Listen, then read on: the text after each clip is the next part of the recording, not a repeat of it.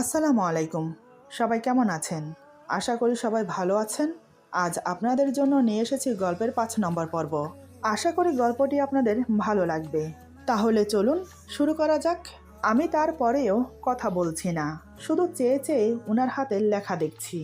এবার উনি বিরক্ত হয়ে ধমকে সুরে এদিকে ফিরে কিছু বলতে যাবে, হঠাৎ শিকার বদলে আমাকে দেখে ভূত দেখার মতো চমকে উঠে হাঁ করে চিৎকার দিয়ে চেয়ার থেকে উঠে পিছিয়ে যায়।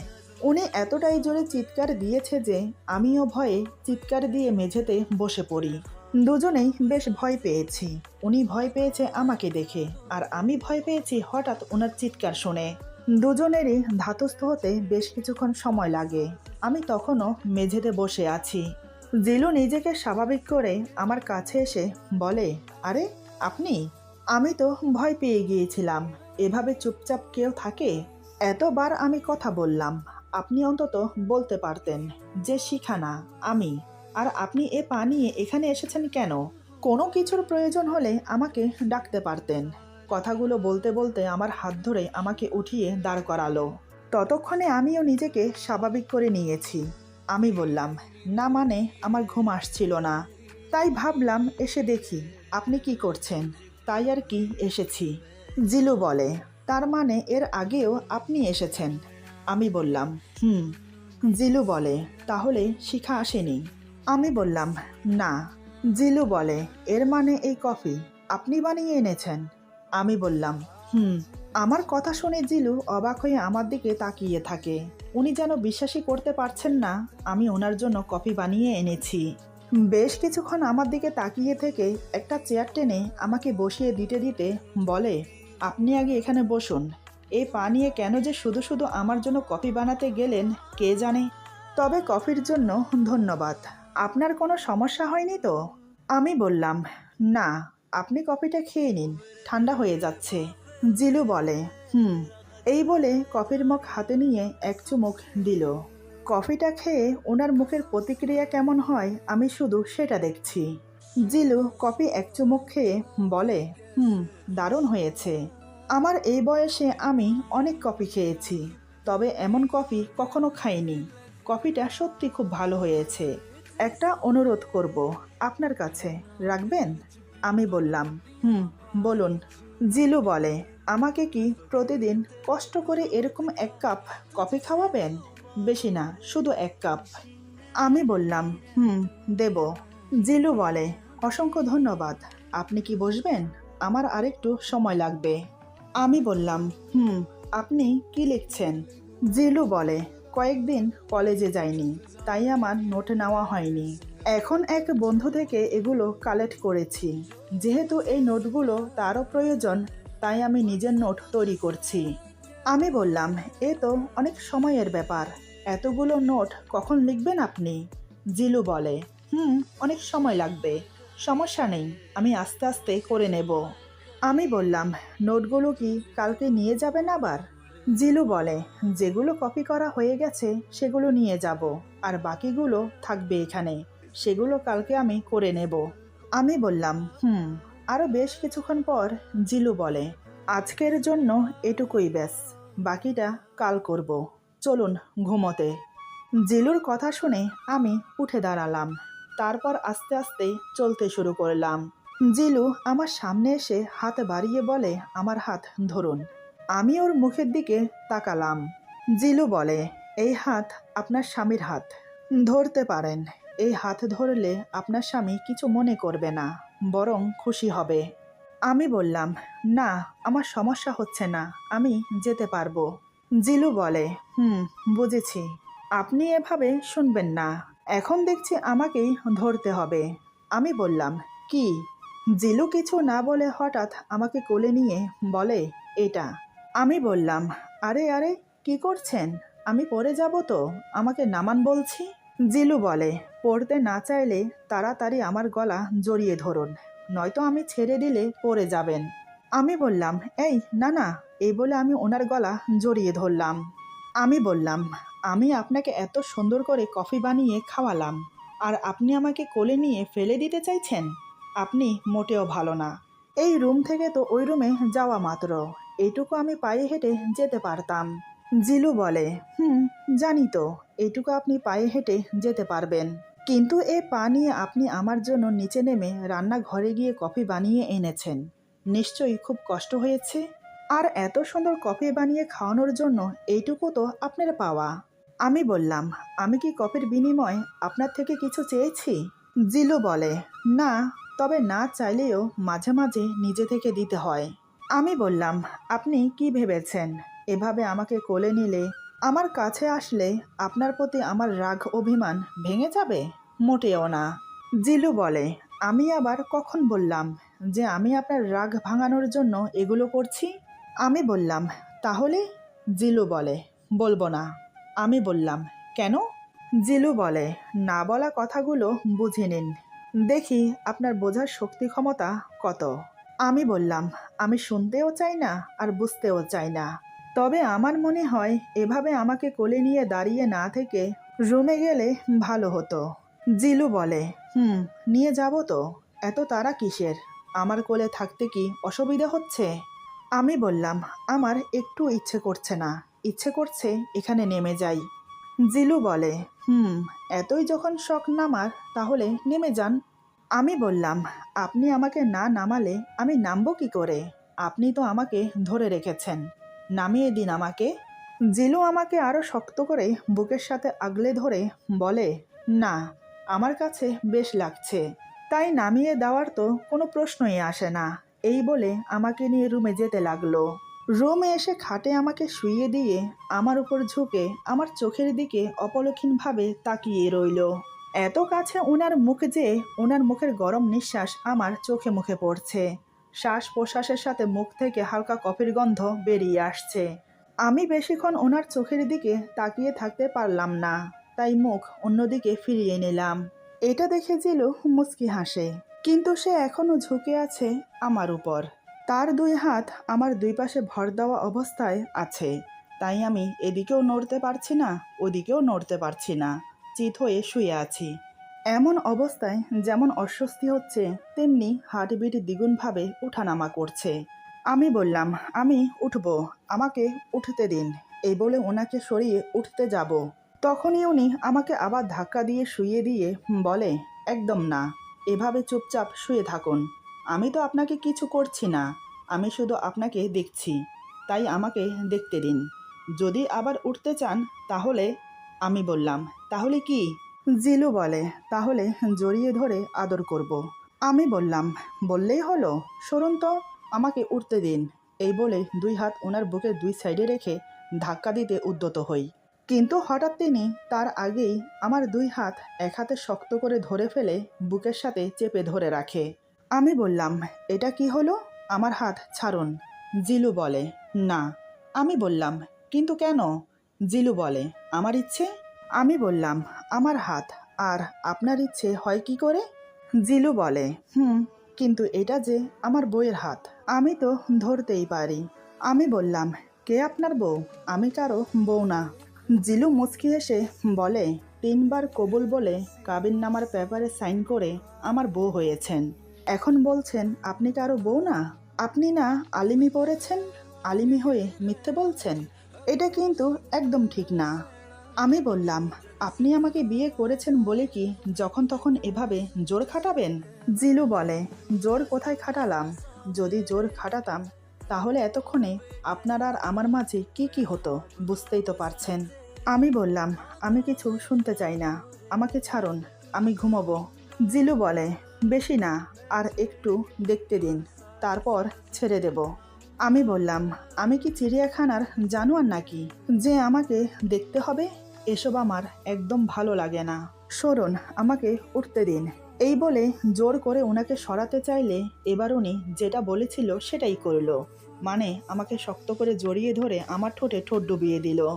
আমার ঠোঁট জোড়া ওনার মুখের ভেতর নিয়ে এত জোরে খেতে লাগলো, মনে হচ্ছে পুরোটাই মুখের ভেতর নিয়ে চাবিয়ে খাবে, মাঝে মাঝে কামড়ও দিচ্ছে। এদিকে আমার মাংসপিণ্ডের স্পর্শ পেয়ে আমাকে আরো শক্ত করে বুকের সাথে মিশিয়ে নিয়েছে। ভাগ্যক্রমে আজ আমার দুই হাত ছাড়া ছিল, তাই আমি দুই হাতে ওনার পিঠে চাপড়াতে লাগলাম আমাকে ছাড়ানোর জন্য। গতকালকের দেওয়া ঠোঁটের ঘা এখনো শুকায়নি, আজ আবার উনি এমন করছে। আমার ব্যথায় পরাণ যায় যায় অবস্থা। উনি কি একটুও বুঝতে পারছে না উনি আমার সাথে কি করছে? এদিকে আমি চিৎকার দিয়ে কান্না করছি, কিন্তু আমার চিৎকার বাইরে বের হচ্ছে না। গতকালকের মতো আজকেও আমার ঠোঁট ওনার মুখের ভেতর। অনেকক্ষণ ঠোঁট খাওয়ার পর মুখে যখন নোনতা নোনতা স্বাদ আসছে, তখনই উনি আমাকে ছেড়ে দেয়।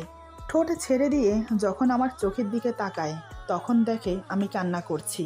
ঠোঁটের দিকে এখনো চোখ পড়েনি। আমাকে কান্না করতে দেখে সে বলে, আরে, আদর করলেও বুঝি কান্না করতে হয়? আমি তো আপনাকে বলেছিলাম যে আমাকে আর একটু দেখতে দিন, কিন্তু না, আপনি জোরাজোরি করতে লাগলেন। তাই তো আমি আপনাকে একটু জড়িয়ে ধরে আদর করলাম। এতে কান্না করার কি আছে? আর আমি তো আর বাহিরের কেউ না, আমি তো আপনার স্বামী। আমি কান্না করতে করতে বললাম, স্বামী? আপনি আমার স্বামী নাকি স্বামীরূপী জানোয়ার? কোনটা? আজ 3টা দিন ধরে আদর করার নামে আমার উপর অত্যাচার করছেন। কেন এমন করছেন আপনি বলুন তো? আদরের নামে আঘাত দেওয়াটা কি আপনার নেশা, নাকি আমাকে কষ্ট দিয়ে আপনি খুব মজা পান? একটু ক্লিয়ারভাবে বলবেন। জানি না আমার কোন মতিভ্রম হয়েছিল যে আমি আপনি কি করছেন সেটা দেখতে গিয়েছিলাম। যদি না যেতাম তাহলে এমনটা হতো না। জিলু এতক্ষণ আমার চোখের দিকে তাকিয়েছিল। আমার কথা শুনে সে খুব অবাক হয়। আজ আবার এমন কি করে ফেললাম যার জন্য আমি তাকে আবার এতগুলো কথা শোনাচ্ছি? জিলু বলে, আরে, আমি তো ব্যাস, কথা বন্ধ হয়ে গেল। এবার ওনার চোখ পড়েছে আমার ঠোঁটের দিকে। কালকের ক্ষত স্থান থেকে আবার রক্ত পড়ছে। এবার উনি বুঝতে পারলো আমি কেন ওনাকে এতগুলো কথা শুনিয়েছি। জিলু ব্যতিব্যস্ত হয়ে বলে, সরি, আসলে আমি ওনাকে থামিয়ে দিয়ে বললাম, ব্যাস, অনেক হয়েছে আপনার ক্ষমা চাওয়া, আর অনেক হয়েছে আপনার আদর করা। আজকের পর থেকে আপনি যদি আমাকে টাচ করেন, তাহলে আমি সত্যি বলছি অন্য রুমে গিয়ে ঘুমাবো। এই রুমে আমি থাকবো না। এই বলে আমি উঠে নিচে করা বিছানায় শুয়ে পড়লাম। জিলু বলে, আরে, রাগ করছেন কেন?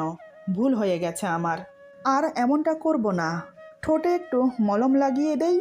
আমি বললাম তো আপনি আমাকে টাচ করবেন না, তাহলে কিন্তু আমি অন্য রুমে চলে যাব। জিলু বলে, আরে না, আমি তো শুধু মলম লাগানোর কথা বলছি। আমি বললাম, কিছু করতে হবে না আপনাকে। আমি বুঝতে পেরেছি কাটা গায়ে লবণ ছিটানো আপনার আদত হয়ে গেছে। প্লিজ আমাকে আর ডিস্টার্ব করবেন না। দয়া করে আমাকে ঘুমোতে দিন। জিলু আমার দিকে তাকিয়ে থেকে মনে মনে বলে, ভালোই রোমান্টিক মুহূর্ত চলছিল, হঠাৎ কি যে হলো আমার, এমন একটা কাণ্ড করে বসলাম। বারবার আদর করতে গিয়ে ওকে আঘাত দিয়ে ফেলি। সত্যি আমি একটা গাধা, না ভালোবাসতে জানি না আদর করতে জানি।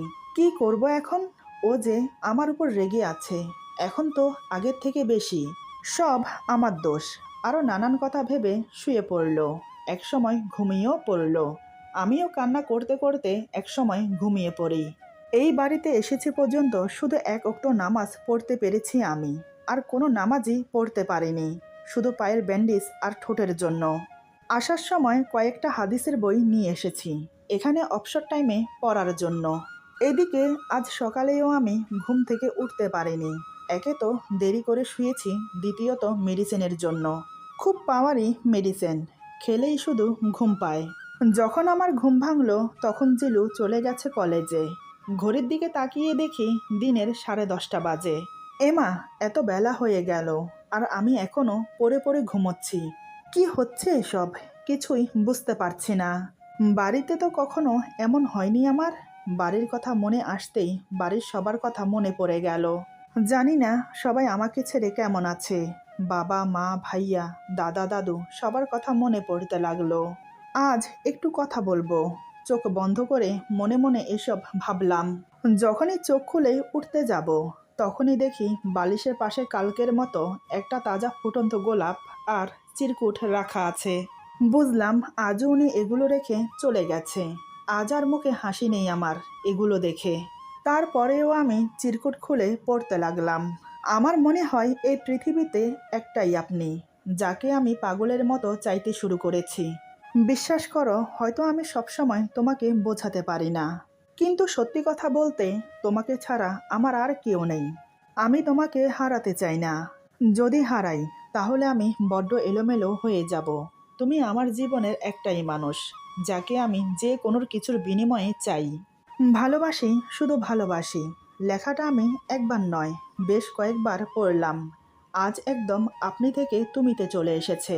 ওনার মনে কি চলছে ঠিক বুঝতে পারছি না।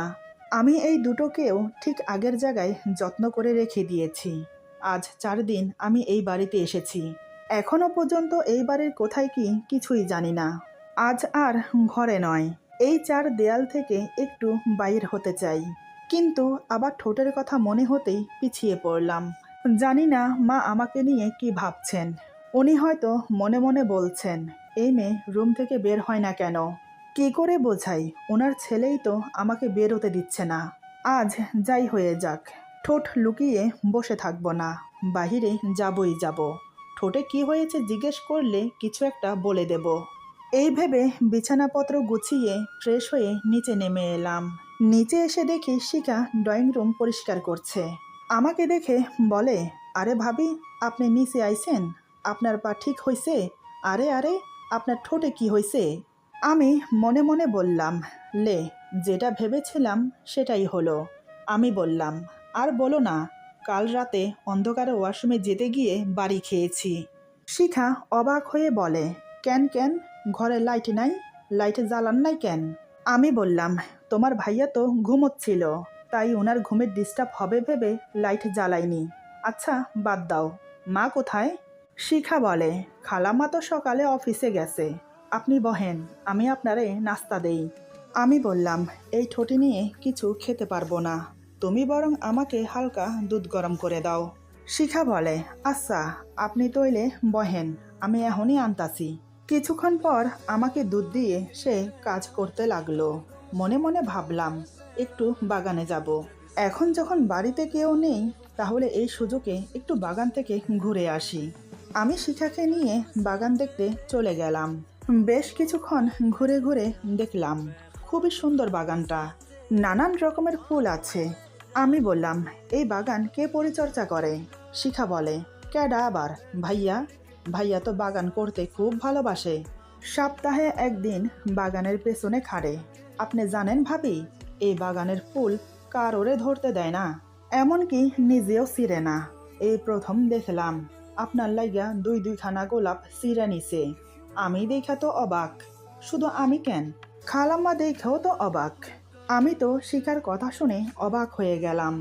মায়ের সামনে দিয়ে আমার জন্য ফুল নিয়ে আসে, কেমন মানুষ, একটু লজ্জাও নেই? লজ্জাই বা আছে কোথায়? আজ 4 দিন ধরে যা করছে আমার সাথে, কি বলবো আর। আমি আর কিছু বললাম না শিখাকে। আরও বেশ কিছুক্ষণ ঘুরে উপরে চলে এলাম। একা একা সময় কাটছে না, কি করব ভাবছি। বইও পড়তে মন চাইছে না। হঠাৎ মনে পড়ল কাল রাতের নোটের কথা। ওনার কিছু নোট বাকি আছে লেখার, সেগুলো যদি আমি লিখে দেই তাহলে কেমন হয়? মনে মনে আরও বেশ কিছুক্ষণ ভাবলাম। কাল রাতে কফি বানিয়ে দিতে গিয়ে কি একটা ফ্যাসাদে পড়েছিলাম।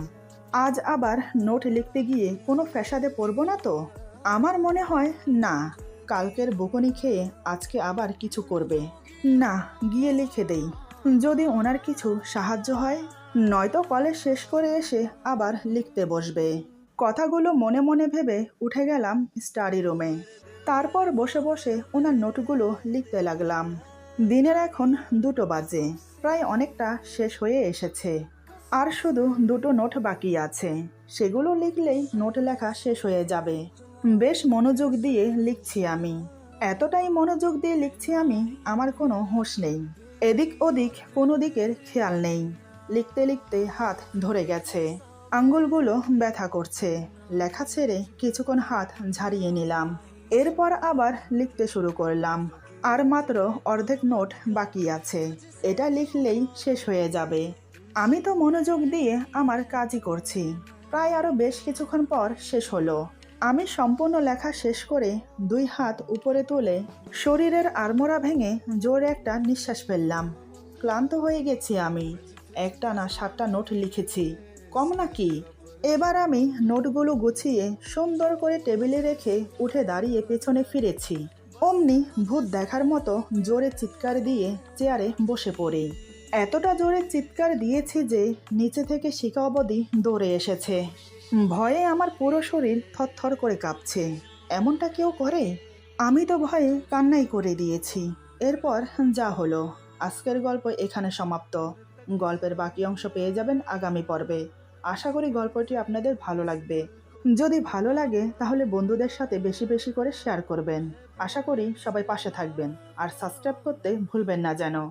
আপনাদের সবাইকে অগ্রিম রমজান মোবারক। সবাই ভালো থাকবেন, সুস্থ থাকবেন। আল্লাহ হাফেজ।